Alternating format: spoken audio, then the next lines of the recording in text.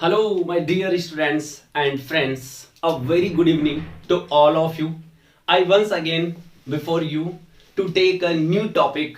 The new topic is idiom set 2. I welcome to all of you on our YouTube channel AR Online Education. And I first of all I tell you that you just go through our Telegram channel. That channel is Ajay Sir English. I tell you the Telegram channel is Ajay Sir English because you can go through this channel and download the PDF of this set to so that you can easily read that. So you need not take screenshot and you need not writing this because you can take the PDF of this set easily. चलिए तो अब शुरुआत करते हैं without wasting time. एक बार फिर से हम हमारे नए टाइप की तरफ चलिए बात करते हैं। सबसे पहला जो इडियम है, today's new idiom is like a shag on a rock. Like a shag on a rock means to say completely alone. मतलब मैं ये कह सकता हूं, इसका मीनिंग आप कैसे आइडेंटिफाई कर सकते हो इजीली। जैसे ये सबसे पहले का like a shag on a rock. देखो सबसे पहली बात तो ये कि रॉक जो आप सभी लोग जानते हैं वेरी जनरल, रॉक का मतलब आप चट्टान बोलते ही हैं। एंड सेग का मतलब जो होता है वो होता है घास का मैदान। इसको आप बोल सकते हैं घास का मैदान। और लाइक का मतलब हो जाता है की तरह। आई टेल यू लाइक एक प्रेपोजिशन है यहाँ पर। लाइक को आप वर्ब ना समझे, लाइक यहाँ पर एज अ प्रेपोजिशन हो करके और इसका जो मीनिंग जा रहा है की तरह के जैसे के रूप में, की तरह just like that सेग on a rock. तो देखो बात ये नहीं है, बात इंपॉर्टेंट ये है आप लोगों के लिए कि हम हमारे इस इडियम को याद कैसे कर सकते हैं। याद करना कैसे इजी हो सकता है वो चीज अपने लिए ज्यादा मायने रखता है। और मैंने आपको अपने पहले वीडियो में भी ये बात बताई थी, इडियम्स तो आपको मटेरियल तो आपको प्रीवियस ईयर्स के मैटर से भी मिल जाएगा, किसी बुक से भी मिल जाएगा, लेकिन मोस्ट इंपोर्टेंट बात ये होती है कि तरीका क्या होता है। वन टाइम पढ़ने के बाद में आप इसको लॉन्ग टाइम के लिए याद रख सकते हैं, एक वो चीज हमारे लिए ज्यादा मायने रखती है। बस मैं वही आपके सामने रख रहा हूं बार बार बैक टू बैक, जिससे कि आप बहुत इजीली चीजों को याद कर सकते हैं। चलिए एक बार बात करते हैं अपन सबसे पहले वाली इडियम के ऊपर, like a shag on a rock. मतलब इसको याद आप इस तरह से कर सकते हैं, जैसे कोई चट्टान है मान के चलिए, और उस चट्टान के ऊपर जो है वो सेग बना हुआ है। सेग मीन से घास का मैदान, मतलब चट्टान के ऊपर घास का मैदान है। अब मुझे आप एक बात बताइए, आप सभी लोग, उस चट्टान के ऊपर जो घास का मैदान बना हुआ है वो क्या काम का?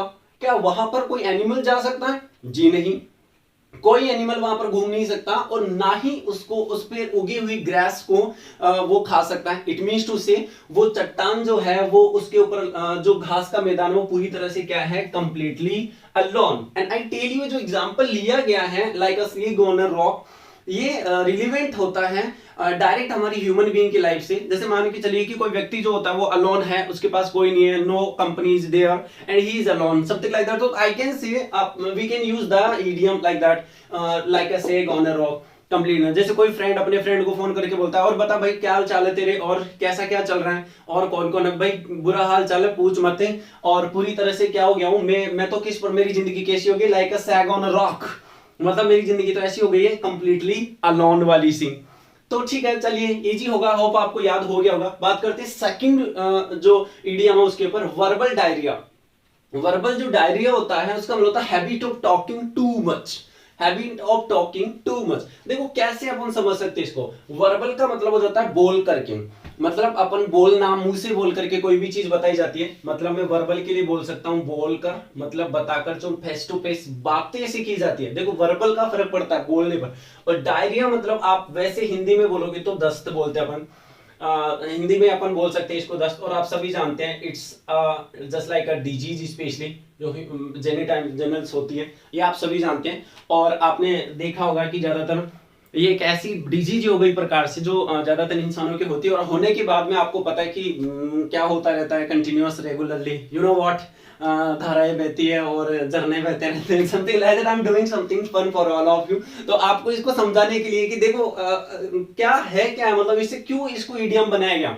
तो वर्बल डायरिया मतलब होता है ना, डायरिया जब किसी के हो जाए, डायरिया जब किसी के हो जाता है तो बैक टू बैक बार बार, यू नो व्हाट, वैसे ही कोई व्यक्ति जो बोलने में भी क्या है डायरिया की तरह बोलता रहता है, दैट्स मीन टू से उसके वर्बल डायरिया हो गया। वो उन व्यक्तियों को तो पेट में डायरिया होता है, और एक व्यक्ति जो बोलने पर जिसका डायरिया जो बैक टू बैक चलता रहता है, मतलब habit of talking too much. आप समझ गए होंगे कहना क्या चाह रहा हूं, उस व्यक्ति के वर्बल डायरिया हो गया, मतलब टू मच बातें करता है भाई, बहुत बड़ा बड़ा बहुत बातें करता है। आप ऐसे व्यक्ति को गैरुलस भी बोल सकते हैं, या आप ऐसे व्यक्ति को टॉकेटिव भी बोल सकते हैं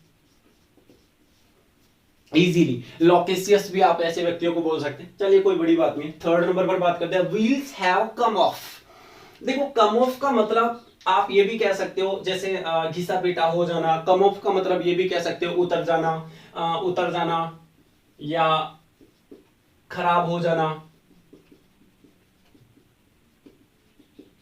चलिए मैं बात करना चाहूंगा व्हील्स का मतलब आप जानते हैं पहिए, और हैव कम ऑफ जैसे अपन बात करते हैं जनरली की कोई एक नया व्हील मान के चलिए कि गाड़ी के लगाया गया, और धीरे धीरे जैसे जैसे रनिंग होती जाएगी गाड़ी, कुछ समय बाद में कुछ साल बाद में ऐसा होता है कि वो जो व्हील होते हैं वो पूरी तरह से क्या हो जाते हैं, कम ऑफ हो जाते हैं, मतलब खराब हो जाते हैं। बस वैसे ही बात ये है कि things start to fail after a period of time, मतलब चीजें कुछ समय बाद में क्या होना हो जाती है, स्टार्टिंग खराब होना हो जाती है। मतलब आप जनरली ये भी कह सकते हो कि व्हील्स हैव कम ऑफ। जैसे तो ये एग्जांपल व्यक्ति की जिंदगी में भी बोला जा सकता है, किसी वस्तु के लिए भी बोला जा सकता है। होता ना जैसे कोई व्यक्ति होते हैं, कोई व्यक्ति थोड़े दिनों बाद में, पहले तो जैसे आप किसी व्यक्ति से नए नए व्यक्ति से जुड़े, कोई भी हो सकता है, इस लाइफ पार्टनर ऑल्सो या एन फ्रेंड भी हो सकता है। जैसे आप उससे पहली बार जुड़ते हो, पहले शुरुआत में तो आपको आपके से इतना लगाव रखेगा, और धीरे धीरे जो है उसका लगाव आपके प्रति इंटरेस्ट जो होता है वो कम होने लग जाता है। जस्ट लाइक दैट पहिए का एग्जाम्पल देकर ह्यूमन बीइंग की कि यार the wheels have come of, जैसे तो व्हील्स कम हो चुका है। बात करते हैं फोर्थ के ऊपर, पाई इन द स्काई। देखो सबसे बड़ी बात होती है कि पाई के जो मीनिंग्स होते हैं वो क्या क्या होते हैं। वैसे तो मैं बात करूं तो पाई का मतलब गड़बड़ी होती है, परेशानी, और वैसे अपन बोले तो कचौरी भी आप इसको बोल सकते हैं। पाई का मतलब कचौरी भी होती है, मतलब कचौरी जिसको आप बोल सकते हैं, just like kachori. Pi in the sky मतलब आसमान में क्या होगी, गड़बड़ी। अरे भाई आसमान में गड़बड़ी होगी मतलब क्या, फॉल्स होप, मतलब एक झूठी आशा। देखो होप का मतलब आप सभी समझते हो, होप का मतलब आशा, of something happening good in future, मतलब भविष्य में अच्छे होने की एक झूठी आशा रख करके मन में चलना। मतलब होता है ना, जैसे आपको ऐसा लगता है कि आपने कोई एग्जाम दी और आपको ऐसा लग रहा है, आप खुद से झूठी होप लेकर के बैठे हो कि यार मैं पास हो जाऊंगा, जबकि आपको खुद को पता है कि वो एग्जाम आपका खराब गया था, लेकिन फिर भी आप होप लेकर के बैठे हो। बस बात वही है, पाई इन द स्काई होना। अब आप सोच रहे हैं सर इससे क्या संबंध हो गया। अरे भाई जनरल सी बात है, आप ये मान लीजिए मेरे अकॉर्डिंग, जैसे व्यक्ति लोग बैठे थे बरसात बारिश की होप करके बैठे थे, उनको था तो उनको पता है अभी कई दिनों से बादल नहीं हो रहे हैं और बरसात नहीं होगी, बिना बादल के बरसात, लेकिन फिर भी वो झूठी आशा लेकर के बैठे हुए कि बारिश होगी। मैं क्यों बारिश के एग्जांपल से इसको कनेक्ट कर रहा, आई टेल यू बिकॉज मुझे ऐसा लगता है कि स्काई में गड़बड़ी हो गई। इसका मतलब आप ये कह सकते हो कि बारिश नहीं हो रही, मतलब उनकी जो आशा है वो झूठी है। तो एक व्यक्ति बोलता है, जो आपस में बातें कर रहे थे कि बारिश क्यों नहीं हो रही, वो तो बोलते हैं कि होगी टेंशन मतलब। वो दूसरा क्या बोलता है, अरे आसमान में गड़बड़ी हो गई है इसलिए बारिश नहीं हो रही। तो आप अपन तो झूठी होप रखना ही छोड़ देते हैं। क्यों झूठी होप रख रहे हो कि बरसात होगी आसमान से, नो। तो उन्होंने मना कर दिया, पाई इन द स्काई हो गया। चलिए बात करते हैं 5 नंबर पर, याद हो गया होगा, पाई इन द स्काई, स्काई में गड़बड़ी मतलब झूठी आशा थी उनकी। चलिए 5 नंबर, ना कि कोई आसमान में कचौड़ी खा रहे होंगे, आप ऐसा मत सोचिए कि सर कचौड़ी भी तो हो सकती है ना आसमान में। कचौड़ी मतलब क्या, कचौड़ी मतलब क्या, तो क्या इंद्र भगवान कचौड़ी खा रहे होंगे। अच्छा चौमू से लेके गए थे अपने, बड़े फेमस चौमिकल कचौरी है, आपको भी पता है जस्ट लाइक दैट। 5 नंबर की बात करते हैं, इन द डार्क होना, इन इग्नोरेंस। इग्नोरेंस समझते हैं आप क्या होता है, अज्ञान, अनजान, जिसको कुछ नहीं पता। इग्नोरेंस का मतलब होता है अनजान, अनजान। चलिए बात करते हैं इन द डार्क। डार्क का मतलब अंधेरा होता ही है। तो जैसे होता है ना, आपने जनरली देखा होगा, ऐसा काफी बार हुआ कि परिवार के किसी सदस्य से या कोई भी दोस्त अपने किसी दोस्त से, या फिर कोई भी हस्बैंड अपनी वाइफ से कोई बात, जनरली मतलब कोई भी बात जो होती है वो छुपा करके रखता है, या फिर मान लो कि उसको बताता रहता, या उसके पीठ पीछे कोई भी व्यक्ति कुछ भी गलत कर रहा है, कुछ भी कर रहा है, मतलब उसको अंधेरे में रखा जाता। बात समझ रहे हो, उसको अंधेरे में रखा जाता, मतलब उसको उस बात से वाकिफ नहीं किया जाता, उसको इतला नहीं किया जाता उस चीज के बारे में। तो इन द डार्क में याद करवाने के लिए बोल रहा हूँ कि इन द डार्क, अंधेरा मतलब ऐसा नहीं कोई बाहर का अंधेरा हो रहा है, लाइटिंग नहीं आ रही है, अब क्या है कोई अंधकार समथिंग, नो। अंधकार में उसको रखा गया, उसको अंधेरे में रखा गया, मतलब उसको इग्नोरेंस में रखा गया, उसको उस बारे में बताया नहीं गया जनरली, आई कैन से। Okay fine. याद हो गया होगा, एक बार देख लेते, 5 तक अपन ने पढ़ लिया, एक बार फिर से एक वन टाइम रिपीट करूंगा। चट्टान के ऊपर घास का मैदान पूरी तरह से अलोन होता है। वर्बल डायरिया किसी के हो गया, मतलब वर्बल डायरिया मतलब मुंह से डायरिया होना एक प्रकार से, तो वो बार बार बोल रहा, मतलब बातें कर रहा। व्हील्स कम ऑफ, नए नए व्हील्स कम ऑफ हो गए, खराब हो गए, that's it. Pi in the sky में क्या हो गई, पाई आ गई, गड़बड़ी हो गई, मतलब उसने आशा करके बैठा था कि होगा, तो उसने बोलता झूठी आशा से कोई मतलब नहीं, स्काई में गड़बड़ी हुई। इन द डार्क मतलब इग्नोरेशन। चलिए बात करते हैं 6 नंबर पर, मैकासीन। मैकासीन का मतलब होता है to create a loud public disturbance. देखो, to create a loud public disturbance, I tell you one thing, special तौर पर बता दूं मैं आपको। जैसे आपने जनरली देखा होगा, काफी बार ऐसा होता है कि मार्केट में आप गए हुए हैं, या फिर किसी दुकानदार से मान के चलो कि किसी प्राइस में रेट के लिए आपका झगड़ा हो गया आपस में, ऐसा हो जाता है मान के चलिए। या तो उसने एक गलत प्रोडक्ट आपको दे दिया, आपको बताया नहीं, या फिर हो सकता है कि रेट के मामले में पहले तो हामी कर दी उसने कि हाँ जी मैं दे दूंगा इतने, और उसके बाद में वो पलट गए दुकानदार, शॉपकीपर भैया, तो आप क्या करते हो, वहीं पे झगड़ने लग जाते हो। ऐसा जनरली ह्यूमन लाइफ में होता है, आप देखते हो मार्केट में। तो हुआ तो पब्लिक गैदरिंग हो जाती है, आसपास के लोग भाई क्या हुआ क्या हुआ, तो कहीं ना कहीं अपन ये कह सकते हैं मैकासीन मतलब क्या हो जाता है, एक पब्लिक डिस्टर्बेंस कर देना, create a loud public disturbance, जहां पर लोग भाग मतलब बहुत सारे लोग जो है वो खड़े हो जाए, भीड़ भाड़ हो जाए, और समथिंग लाइक दैट, आप समझ गए। इसको कह सकता हूं मेगा सीन, मतलब बोलते हैं ना फिर आपस में, ज्यादा सीन क्रिएट मत कर, प्रचार मत कर, लोगों को मत बता, ओके ना, अपनी पर्सनल बात अपने तक रखिए भाई, दूसरों को बताने से क्या मतलब है, ठीक है ना। तो बस वही कहीं ना कहीं बात होती है ना, I am telling you like that condition. चलिए बात करते हैं 7 नंबर पर, make a scene like that create a loud disturbance. 7 number, ask for trouble. अरे भैया, जब ट्रबल के लिए पूछोगे तो ट्रबल ही आएगा ना, ट्रबल के लिए पूछोगे तो ट्रबल ही आएगा। What do you mean by trouble, मतलब संकट, मतलब परेशानी, मतलब दुविधा, आई कैन से दुविधा। Ask for trouble, act in a manner that creates trouble और डेंजर। देखिए फिर से मीनिंग आ गया, मतलब एक्ट करना, कार्य करना, तरीका कार्य करने का एक ऐसा मैनर, तरीका जो क्रिएट करता है ट्रबल या डेंजर, जो किसी के लिए खतरा क्रिएट करे, खतरा, खतरे को जन्म दे, मतलब एक ऐसी स्थिति जो खतरे को जन्म। तो मैं इसको याद करवाने के लिए आपको सिंपल सी भाषा बोलोगे, अगर आप संकट या परेशानी के लिए पूछोगे तो संकट ही आएगा। मतलब पूछोगे किससे, जनरली मान के चलो कि आप बोलते हैं ना, जैसे आग में हाथ दोगे तो जलेगा ही ना, ऐसे थोड़ी बाहर ऐसे निकल कर क्या जगह जी नहीं। बस बात वही है कि संकट के मुंह में जाओगे तो संकट में ही पड़ोगे, परेशानी में पड़ोगे, चला करके अगर आप जाते हो तो that's it, I can C. 8 number पे बात करते हैं। 8 नंबर पर दिया डायमंड इन दी रफ। देखो ये बहुत जनरल है, याद करना। डायमंड मतलब हीरे का रफ में, रफ मतलब आप समझते हो बहुत रेयर स्थिति किसी चीज को मिलने की। जैसे रफ होता है कि स्मूथ होता है, स्मूथ तो जैसे आप सरफेस के लिए बोल सकते हो चिकनी स्पेस है, और रफ थोड़ा सा, जैसे मैं वॉल की बात करता हूं, जैसे मैं वॉल की बात करता हूं तो थोड़ी रफ मतलब जनरली। और रफ का मतलब बुरा भी हो सकता है, जिसको आप बोल सकते हैं बुरी कंडीशन या बुरा।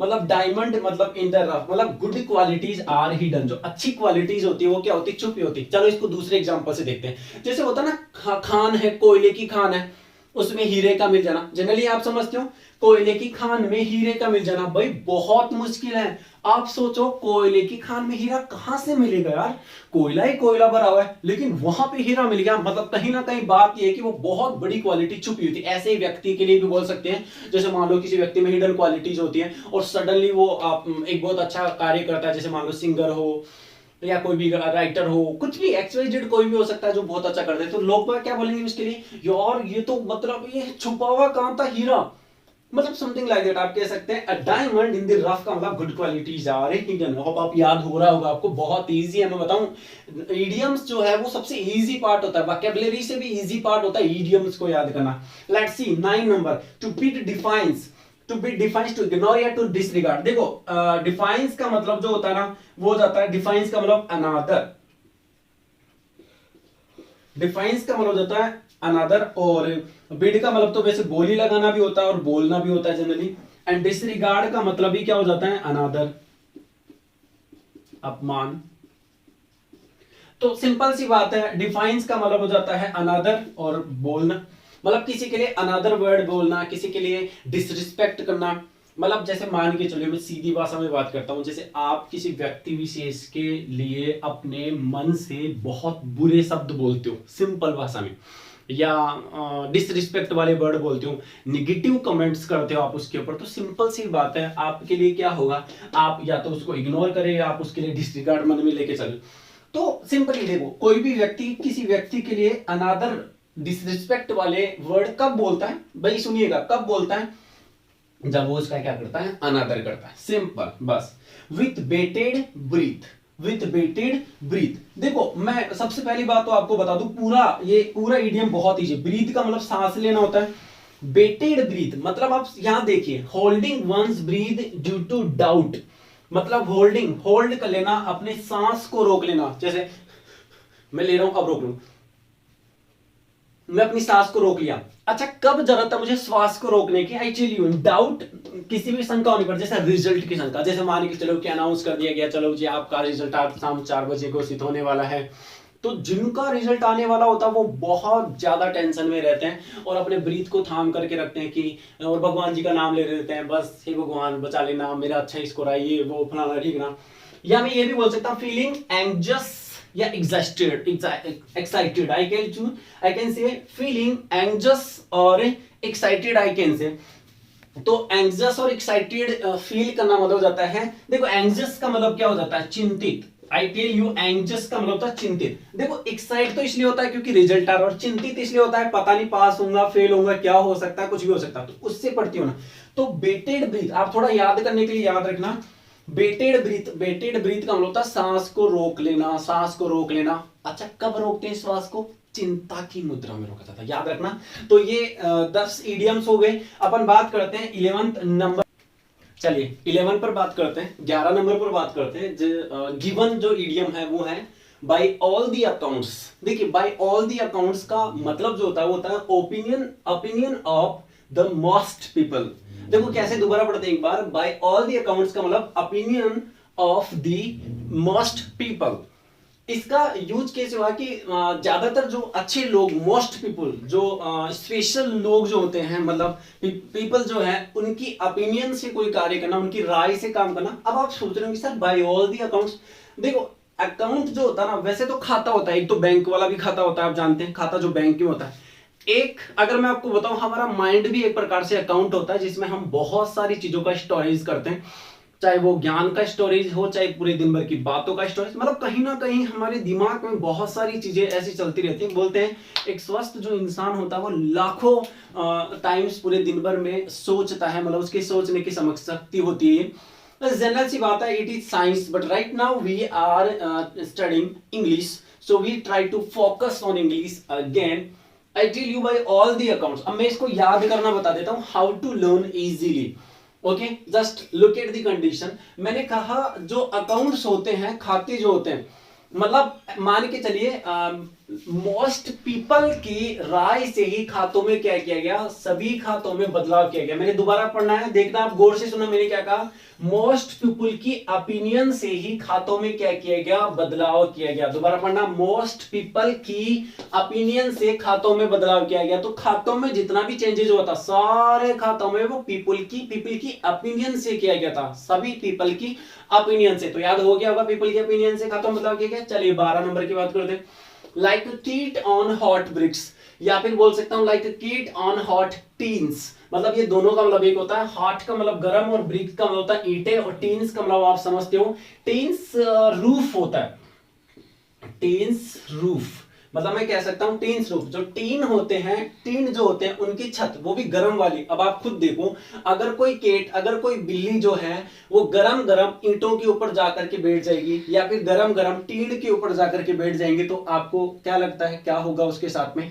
जनरल सी बात है, ग्रेटली अपसेट और रेस्टलेस। देखो रेस्टलेस का मतलब हो जाता है अधीर। जैसे मैं आपको थोड़ा दूसरी भाषा में समझाऊं एक बार, just listen to me carefully. जैसे होता ना, किसी व्यक्ति को बहुत जल्दी होती है हमेशा जिंदगी में कुछ भी करने की, जल्दबाजी की तरह पर काम करता रहता है, मैं ये भी कर लूं, वो भी कर लूं, और वहां चला जाऊं, ये भी काम कर लूं। और होता ना, हैव फिंगर इन एवरी पाई, मतलब हर एक काम में हस्तक्षेप करना, वो काम गड़बड़ी होते हैं। इसलिए बता रहा हूं कि वो उस प्रकार के व्यक्ति। तो मैंने कहा like a cat hot bricks on hot bricks, या like a cat on hot teens roof, मतलब गरम गरम ईंटों पर या फिर टीन की रूफ पर अगर बिल्ली बैठेगी तो क्या है, इसका मतलब क्या है कि रेस्टलेस है, मतलब कोई व्यक्ति जल्दबाजी कर रहा है तो उसको क्या बोला जाता है कमेंट करके। तो है ना, एक तो गरम ईंटों के ऊपर जल्दी से बैठने की कोशिश मत कर, या फिर गरम टीन के ऊपर बैठने की कोशिश मत कर, या बिल्ली की तरह गरम टीन पर बैठने की कोशिश मत कर, मतलब जल्दबाजी मत कर भाई, जनरल सी बात है, आप याद कर सकते हैं। ओके, हो गया होगा आई थिंक सो। ओके चलिए, इनक्लावर बात करते हैं। इनक्लावर, क्लावर का मतलब होता है लग्जरी। लग्जरी मतलब आप ये भी कह सकते हो, लग्जरी का मतलब जनरली अगर आप इसके लिए बोल सकते हो तो आप प्रॉस्परस लाइफ भी बोल सकते हैं।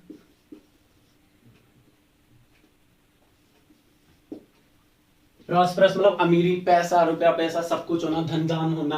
तो क्लोवर का मतलब ये होता है। अब देखो, इसको याद करने के लिए आपको पूरे क्लोवर का मीनिंग, जिसको क्लोवर का मीनिंग पता है वो आराम से लग्जरी समझ जाएगा, बस यही बात है। जिसको क्लोवर का मीनिंग पता है वो लग्जरी आराम से समझ जाएगा, इसमें मुझे कुछ बताने की जरूरत नहीं है। चलिए बात करते हैं 14 पर।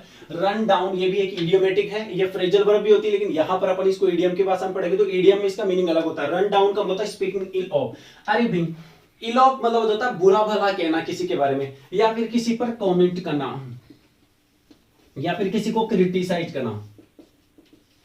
देखो, क्रिटिसाइज का मतलब भी निंदा करना ही होता है, किसी की कटाक्ष करना है, किसी की निंदा करना ही होता है जनरली अगर मैं कहूं तो आप बोलोगे सर इसको कैसे समझ सकते हैं, तो मैंने कहा मान के चलिए कि कोई ग्रुप है और उस ग्रुप में बहुत सारे स्टूडेंट्स हैं या फिर दौड़ने वाले स्टूडेंट्स हैं, मतलब मान के चलिए कोई एकेडमी का एग्जांपल मैंने ले लिया, उसमें उन सारे ग्रुप में सभी अच्छा दौड़ते हैं, बस एक कैंडिडेट जो है दौड़ने वाला धावक जो है वो कमजोर है, तो उस एक के डाउन मतलब धीरे और रन का मतलब दौड़ना। देखो मैंने क्या कहा, रन का मतलब दौड़ना, डाउन का मतलब धीरे। उसके धीरे दौड़ने पर सभी उसकी क्या करते हैं, निंदा करते हैं, कमेंट करते हैं उसके ऊपर, सभी लोग क्या करते हैं, उसको बुरा भला कहते हैं। तो याद हो गया होगा आपको, रन डाउन धीरे दौड़ने पर, दैट्स मीन टू से कट द रग। देखो सबसे पहली बात तो रग का मीनिंग क्या होता है वो आप जान लीजिए। रग का मीनिंग आप कंबल भी बोल सकते हैं या कालीन भी बोल सकते हैं।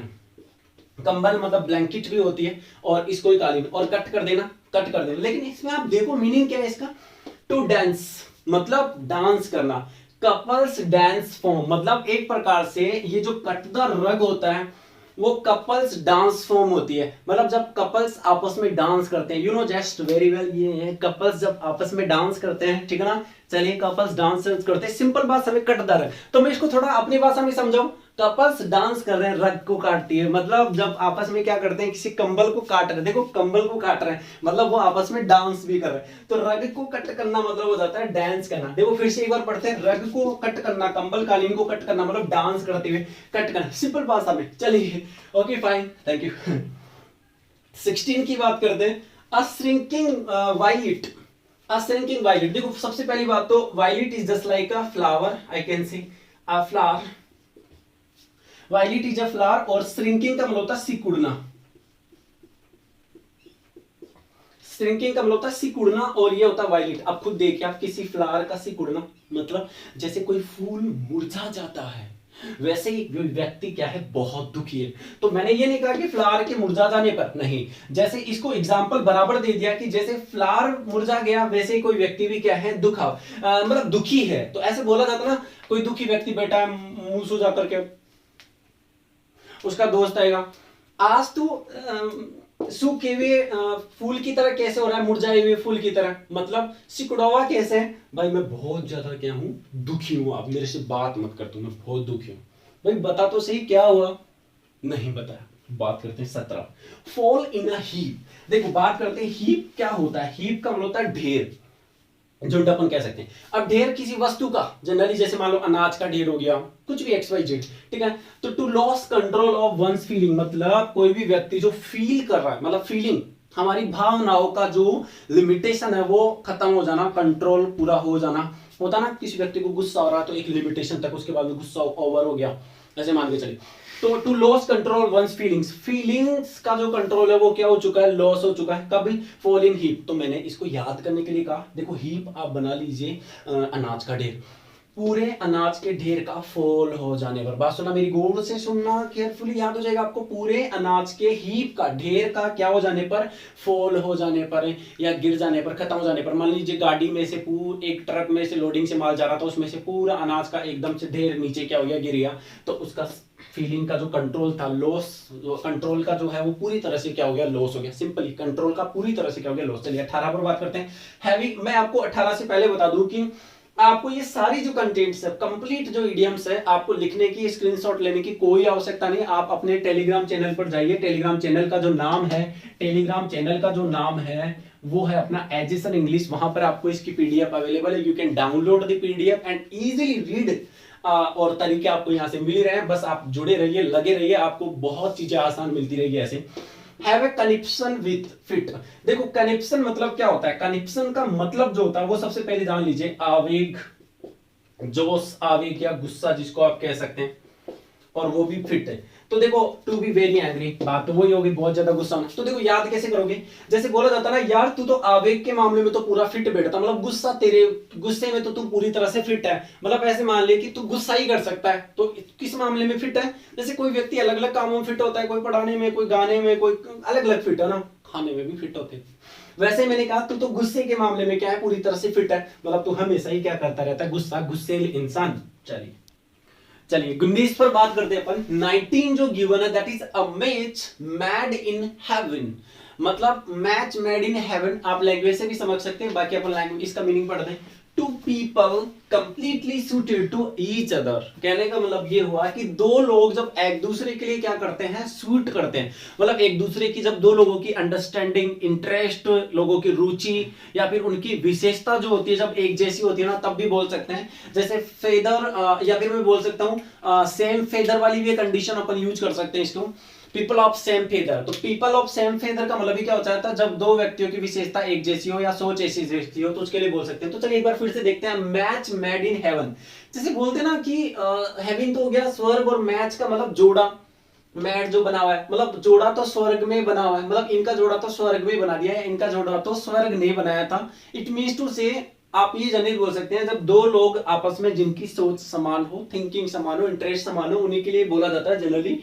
तो अपन बोल सकते हैं a match made in heaven होना, मतलब स्वर्ग में जोड़ा बनना। समझ गए होंगे आप सभी, जनरल सी बात है। हाँ बिल्कुल समझ ही गए होंगे आप लोग, क्यों नहीं समझेंगे? जोड़ा तो स्वर्ग बनता है, भगवान बनाता है भाई, क्यों रब ने बना दी जोड़ी वाला? No no. चलिए दी बात करते हैं कल्चर वल्चर। देखो कल्चर तो आप सभी समझते हो, संस्कृति, कला, ठीक है ना। और ये वल्चर और इसके साथ में वर्ड जुड़ गया।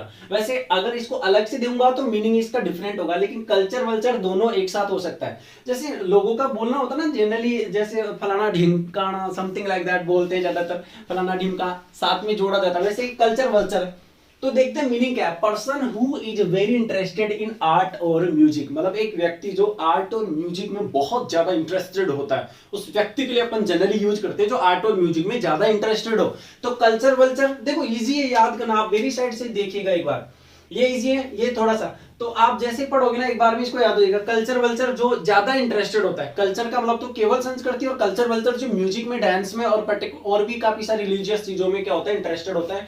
आर्ट में, म्यूजिक में जो रिलेटेड होता है, दैट्स मीन टू से कल्चर वल्चर। तो क्या बोल सकते हो, वो क्या बोलता है, मैं कल्चर वल्चर में इंटरेस्टेड हूँ, मैं म्यूजिक में इंटरेस्टेड हूँ, मैं आर्ट में इंटरेस्टेड हूँ, किसी पर्टिकुलर किसी भी पर्टिकुलर हैबिट में मैं क्या हूं, इंटरेस्टेड हूं। चलिए रोटन एप्पल, रोटन का मतलब खराब या सड़ी हुई, बोलते हैं ना। एक एप्पल या एक सेव पूरी टोकरी को क्या कर देती है, खराब कर देती है। बस एक व्यक्ति जो, जिसका नेचर या जिसका शौक जो होता है, गलत हरकतें जो होती है, पूरे परिवार को खराब कर देती है। स्पॉइल द बंच, जो पूरे झुंड को क्या कर दे, गुच्छे को खराब कर दे। तो रोटन एप्पल बात समझ गए होंगे आप लोग। 22 नंबर पर बात करते हैं, sail close to the wind.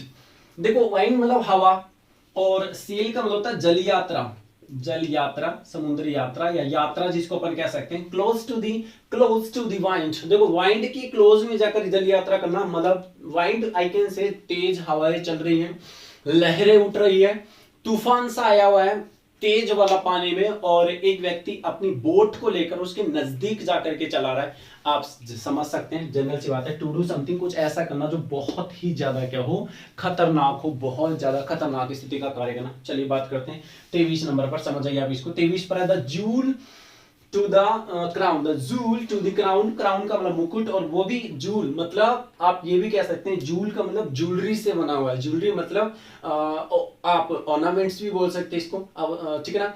General सी बात है, तो ज्वेलरी जो है वो किसकी, क्राउन की। अरे भाई क्राउन के ऊपर जो जूल लगी है वो कैसी जूल है, स्पेशल सी बात है, द मोस्ट वैल्यूएबल मतलब सबसे महंगी एंड सक्सेसफुल पार्ट जिसको अपन कह सकते हैं, जो सबसे महंगे और सबसे सक्सेसफुल पोर्शन जो होता है वो वाला जूल का पोर्शन अपन जनरली इसको लेकर के चलता है, जूल इन द क्राउन होना। तो आप याद कर सकते हैं मुकुट पर जो लगी हुई जूल है, मुकुट पर लगी हुई जूल, समझ गया मेरी बात को, दैट्स इट, वेरी इजी। 24 की बात करते हैं। 24 गेटिंग इन एवरीवन्स ईयर मतलब होता है अनोइंग एवरीवन, मतलब हर किसी व्यक्ति को क्या करना, अनोय करना, अरे भाई परेशान करना। अब आप सोच रहे हैं सर ये तो सही है, एक मैंने पहले भी ईडीएम ली थी इससे रिलेवेंट ही, तो उसमें था अपने take the biscuit. Take the biscuit का मतलब जैसे डॉगी से उसने बिस्किट छीन लिया था तो वो तो भी गुस्सा आया था, आपको पता है ना, नाराज हो गया था, समथिंग लाइक दैट। तो गेटिंग एवरीवन्स हियर, आप ये कह सकते हो गेटिंग एवरीवन्स हियर का जो साउंड होता है, गेटिंग एवरीवन्स हियर का मतलब जैसे मान के चलिए मैं इसको ये बोल सकता हूं जल्दी याद करने के लिए कि वो क्या करता है, हर किसी व्यक्ति के बाल खींचता है जाकर के, हर कोई भी व्यक्ति बैठा हुआ है उसकी क्लास में साथ वालों के सबके बाल खींचता है, समथिंग लाइक दैट। और जब वो सबके बाल खींचता है तो आप सिंपल सी क्या कहोगे, सभी लोग क्या हो जाते हैं आपस में नाराज होना। तो इसको याद करना मतलब गेटिंग इन एवरीवेज, प्रत्येक व्यक्ति के बालों में गेट इन करता है, मतलब गेट इन का मतलब हस्तक्षेप करता है, उन बालों को खींचता है, गेट इन करता है, तो वो सभी क्या हो जाती है, नाराज। होप आपको याद हो गया होगा। लास्ट की बात करते हैं 25, to cut one's throat. Throat का मतलब होता है गला, और आप देखिए आप खुद का गला मतलब अपना ही, वंश का मतलब होता है खुद का, स्वयं का, वंश जो होता है ना वो स्वयं के लिए यूज करते हैं, स्वयं का गला कट कर लेना मतलब हो जाता है गला काट लेना, मतलब cause problem for one self, अपने खुद के लिए एक समस्या पैदा करना। तो गाइस एक बार फिर से लास्ट में देखेंगे, जोड़ा तो हमेशा भगवान स्वर्ग में बना, मतलब एक जैसी सोच वाले व्यक्ति कल्चर वल्चर में ज्यादा इंटरेस्टेड होता है। चलिए बात करते हैं, सड़ा हुआ एप्पल होना मतलब सारे ग्रुप को खराब कर देता है। वाइंड मतलब तूफान के नजदीक जाकर यात्रा करना मतलब खतरा मोल लेना।